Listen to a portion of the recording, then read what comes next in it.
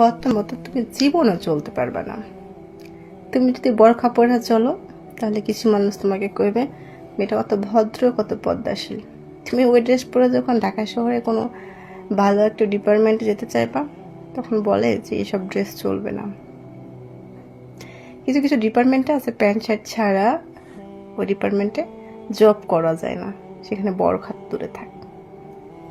তুমি কিছু করো না কেনে তোমার নামে মানুষ 5টা কথা রটাবে, কিন্তু আমার মতে আমি যেটা করি সেটা হচ্ছে আমার যেটা ভালো লাগে সেটাই আমি করি।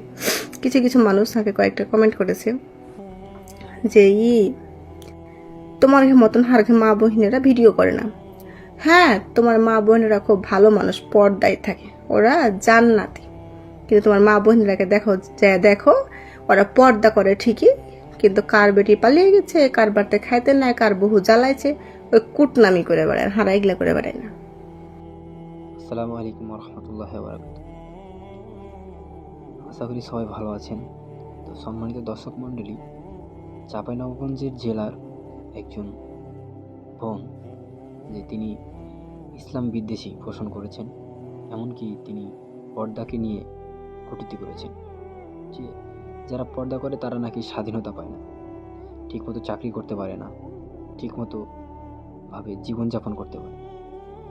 তো বোন, আপনার কাছে আমার প্রশ্ন যে নারীকে ইসলাম কোথায় বাধা দিয়েছে?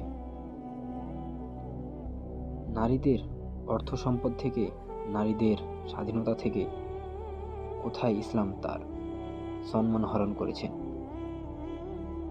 আপনি যদি ইসলামের নারীর বিরুদ্ধে, নারীর অকল্যাণ হবে, নারীর মর্যাদা হারাবে এমন একটি বিধান দেখাতে পারেন, আমি মেনে নিব যে আপনার কথা ঠিক।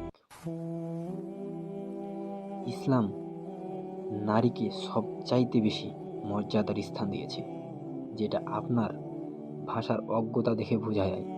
আপনি কখনো ইসলাম সম্পর্কে পর্দার বিষয় নিয়ে পড়ালেখা করেননি, আমার গ্যারেন্টি এটা।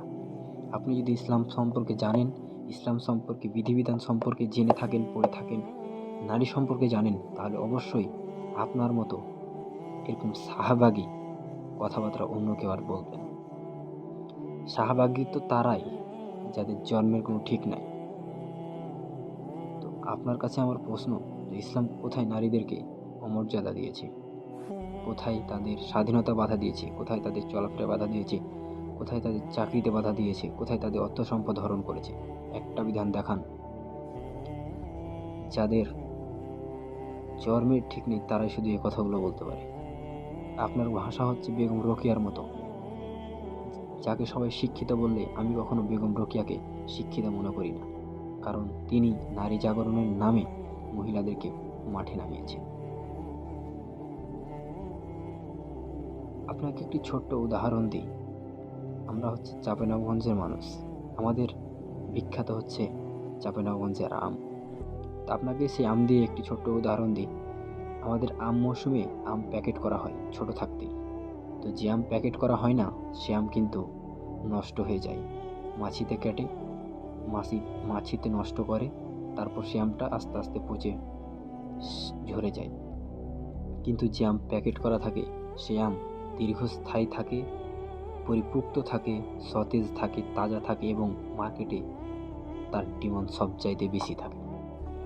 আমি জানি না আপনি সেই খোলামেলা শাহবাগীদের মতো খোলা প্যাকেটের আম হবেন নাকি পরিপুক্ত সতেজ তাজা ওই প্যাকেটের আম হবেন, সেটা আপনার ঐচ্ছিক।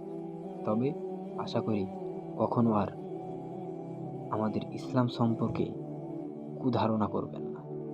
আশা করি আল্লাহ আপনাকে সঠিক জ্ঞান দান করুক। আসসালামু আলাইকুম।